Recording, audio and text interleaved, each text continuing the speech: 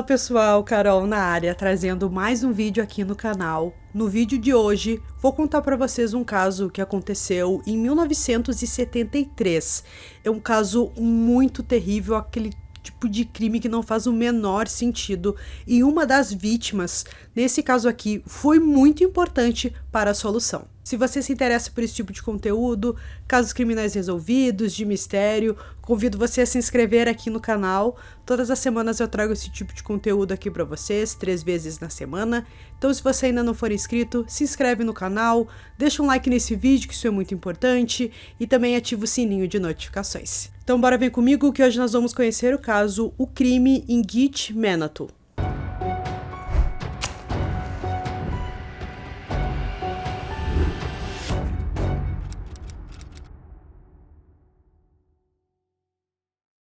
Em 1973, Sandra Cheskey estava com 13 anos e era aluna da 7ª série.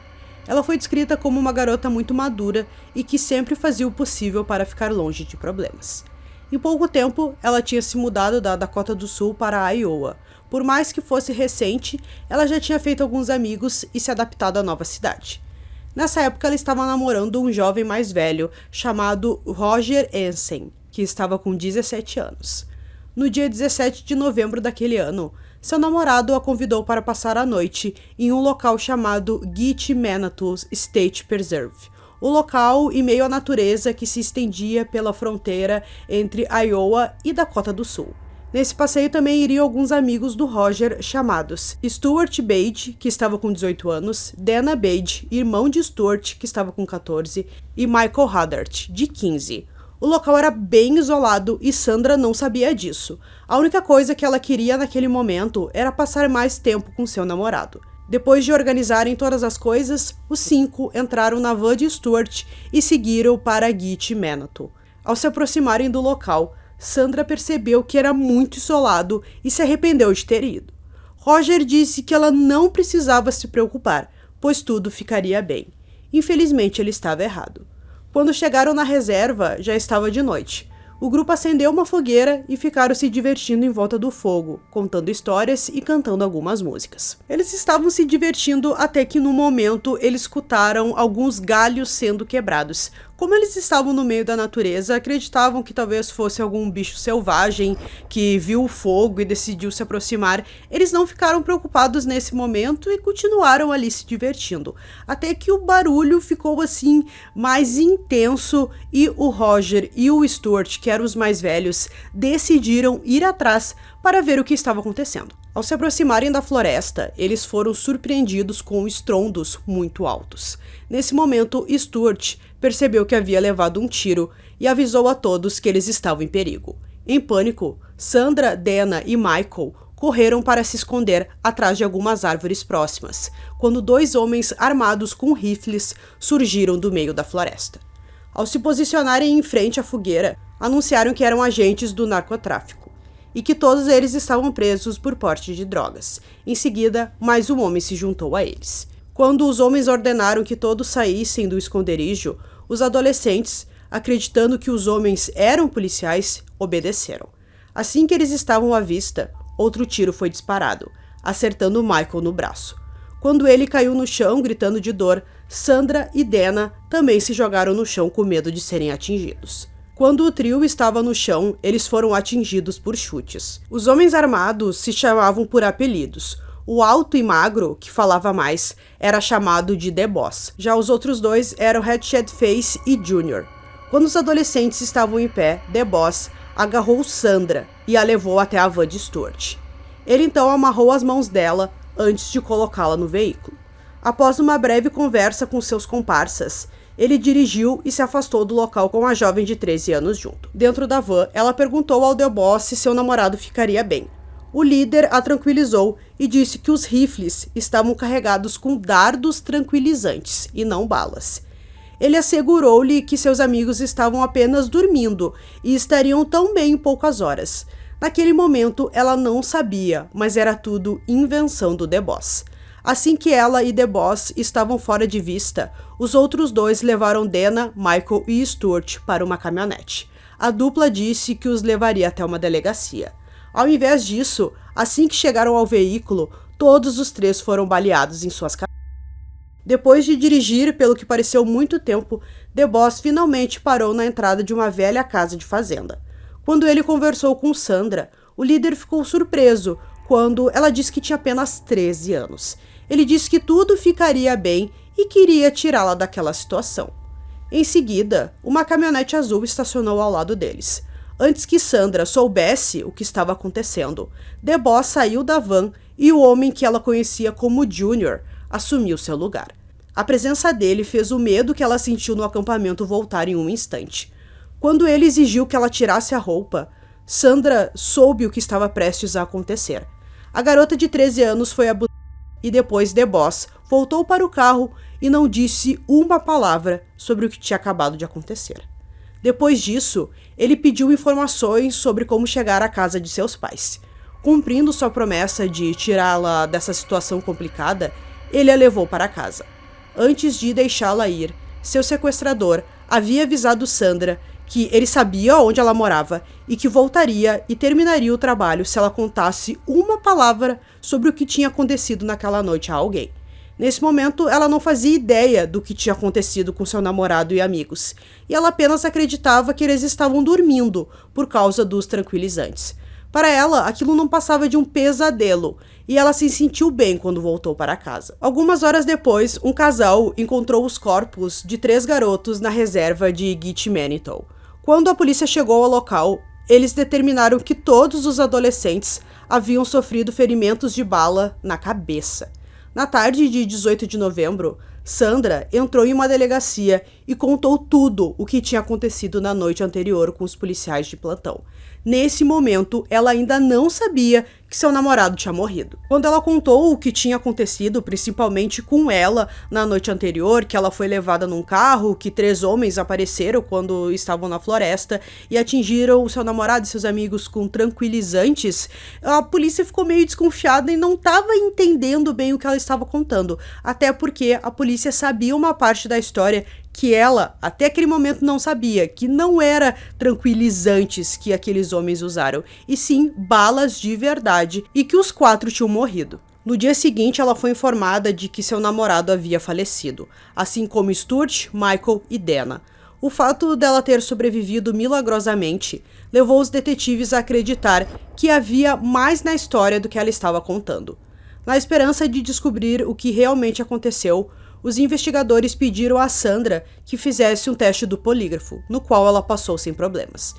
Mesmo que o teste indicasse que ela estava falando a verdade, ainda havia quem acreditasse que a garota de 13 anos estava envolvida de alguma forma nos crimes. Simplesmente não fazia sentido para as autoridades que 3 assassinos cruéis deixassem para trás uma testemunha viva. Apesar de alguns dos detetives terem deixado claro que duvidaram de sua versão dos acontecimentos, Sandra cooperou totalmente com a investigação. Ela conseguiu dizer à polícia os apelidos usados pelos assassinos, bem como descrições detalhadas deles e também do carro que eles estavam usando.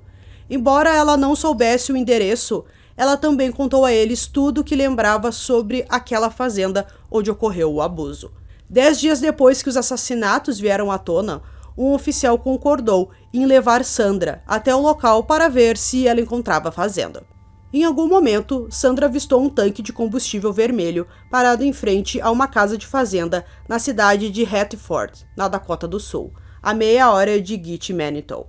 Reconhecendo a bomba como aquela que os homens usaram para abastecer o veículo pouco antes de The Boss levá-la para casa, ela disse que aquele era o lugar. Por sorte, uma caminhonete azul passou do lado do carro da polícia e Sandra reconheceu o motorista como The Boss. O motorista se identificou como Alan Fear. O homem de 29 anos foi levado sob custódia. Em poucas horas, seus irmãos, James, de 21, e David, de 23, também foram presos. Sandra também os reconheceu. Quando confrontados com a declaração de Sandra sobre os assassinatos e também a agressão sexual, os irmãos afirmaram que foi tudo um mal-entendido.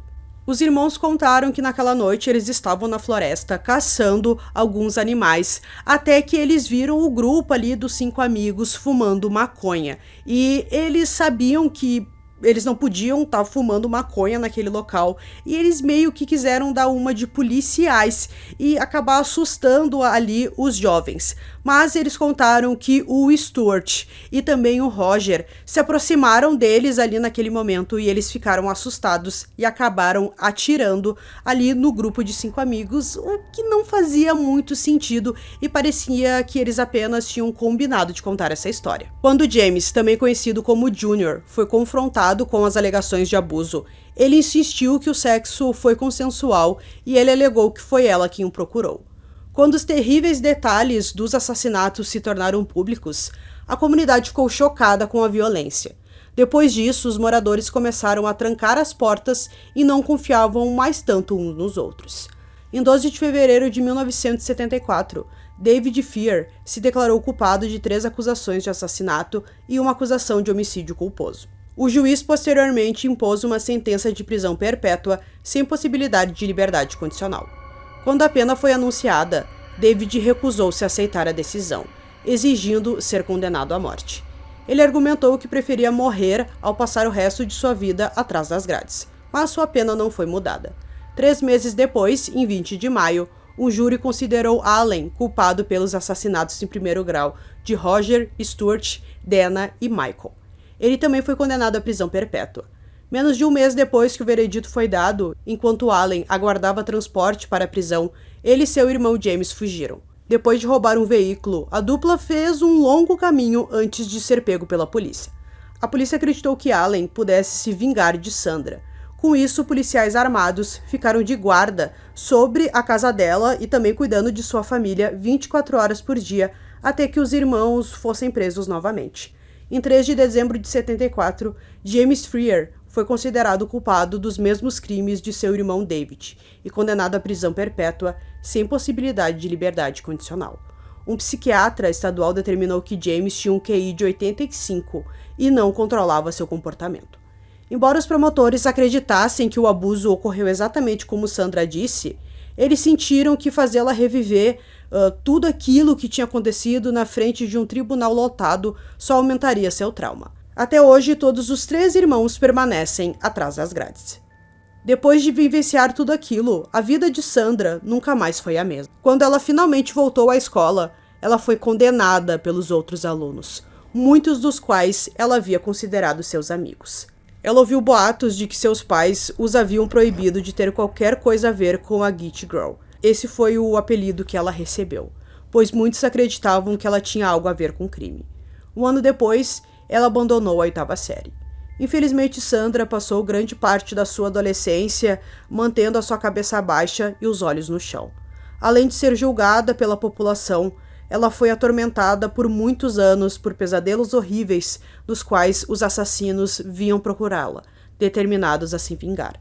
Embora incomodasse que os detetives tivessem questionado o relato dela, acreditando que ela pudesse estar mentindo, Sandra não guarda rancor dos homens que ajudaram a levar os assassinos à justiça.